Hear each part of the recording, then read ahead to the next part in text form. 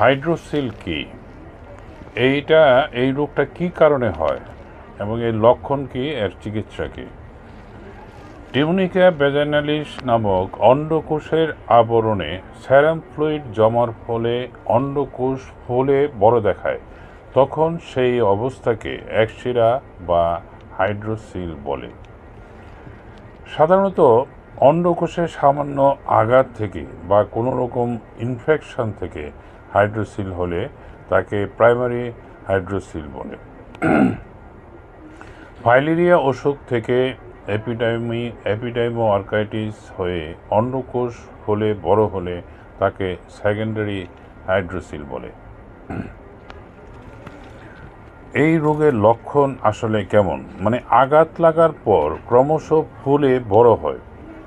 অন্ডকোষের ফোলাটা cystic ধরনের বা জল ভর্তি বেলুনের মতো লাগে। খুব বেশি জল জমলে অনেক সময় শক্ত বোধ হয়। অন্ডকোষ চারিদিক ফুলে বড় হলেও সাধারণভাবে এই ফোলায় কোনো ব্যথা থাকে না। অনেক সময় ফাইলেরিয়া রোগ থেকে ফাইলেরিয়াল এপিডিডাইমো অর্কাইটিস হয়ে সেকেন্ডারি হাইড্রোসিল হলে শরীরে অল্প অল্প জ্বর থাকে। অন্ডকোষের চারিদিকে জল জমে জল ভর্তি বেলুনের মতো লাগে, কখনো খুব শক্ত বোধ হতে পারে। অন্ডকোষের ফোলা অংশের একদিকে টর্চ লাগিয়ে আলো জ্বালালে উল্টো দিকে টর্চের আলো লাল আভা দেখা যায়। কাশির সময় ফোলার কোনো বৃদ্ধি ঘটে না।